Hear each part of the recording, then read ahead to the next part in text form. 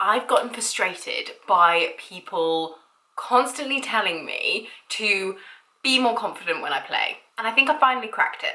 When people, players, teachers, audition panels tell you to play with more confidence, what they're trying to tell you is to believe in the fact that you have value. I know that sounds kind of sappy, but hear me out. I wasn't the best player in college, and I carried that identity with me for so long. I had a little bit of an epiphany. I think turning 30 has done something to me, over the fact that I've improved since then. I don't know why that was a shock.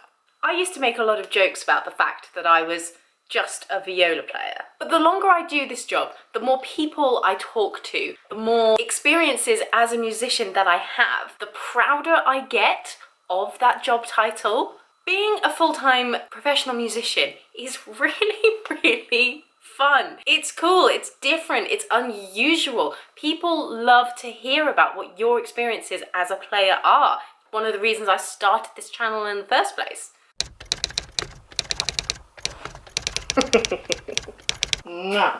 Beautiful girl.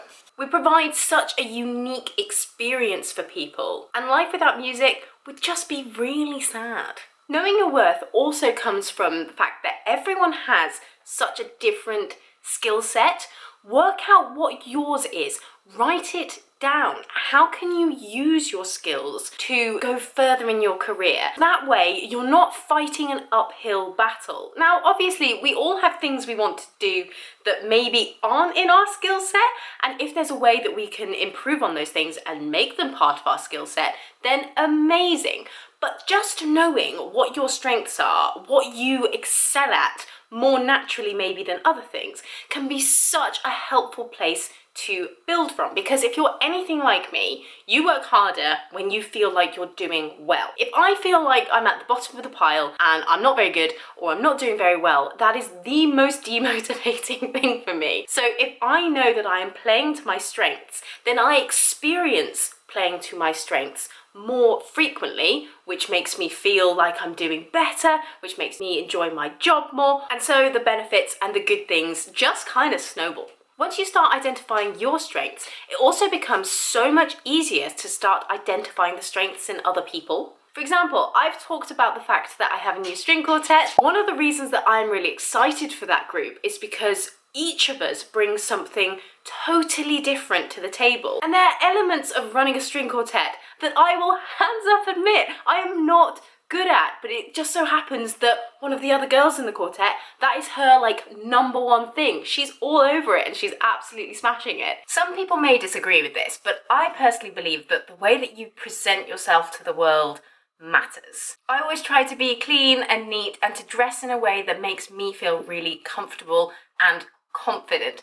This is something which I think I was starting to understand the power of, I guess, when I was at college, because I would notice on some days I would just be much more relaxed, I'd be able to play better, I'd be able to just get into the swing of things much more comfortably. And I started to realise that on those days I was wearing an outfit that I really liked. I remember at the time being like, oh, that's really silly, you shouldn't care about these things. But actually, no, I do care about them. I enjoy dressing in a way that I feel really, really good in. And so now I very deliberately dress in that way, because then when I'm sat in a rehearsal, I'm warm, #1, I'm comfortable, I feel like I look nice, nothing is clinging to me or digging in or anything that kind of makes me go, ugh.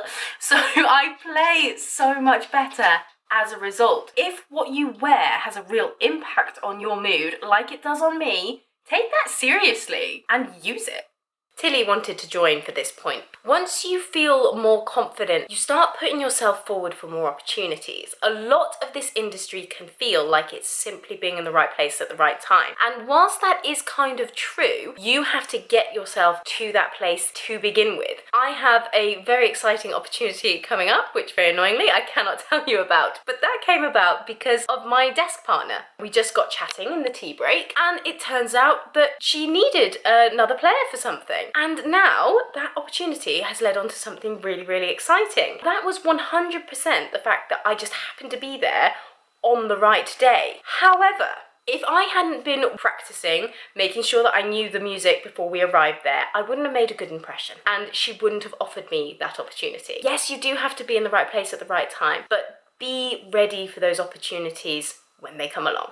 Start investing in yourself, be that with time or money. Get some lessons, practice, set aside that time to really improve yourself. Take yourself off to a coffee shop and email all of those fixers. Invest in your career, invest in what you're doing. Believe that that investment will come to fruition. Everything you do in this industry builds on the thing you did before. Just always be improving. Have respect for the amount of time your past self has put in to getting you where you are today. And I'm not talking about practicing for hours and hours every day, because I don't know any professional musician that does that. Number one, has time to do that. Number two, it's about being smart with your time. Know what you need to practice and practice that. For example, I've been practicing my pizzicato recently because I realized that I just wasn't very consistent with it. We can always be striving for better, we know this, but the more incremental that process is, the more longevity it will have. If you're somebody that goes all or nothing, then try and just tone it back a little bit. Practice for less time, but practice more frequently. By embracing all of these things, you can just really take control of your career and be constantly striving for better. And that's what we're all here for at the end of the day. None of us want to get worse. At least I'm pretty sure we don't. If you want to know more about how to cope with imposter syndrome, then watch this video here. Like and subscribe if you have enjoyed, and I'll see you in the next one. Bye!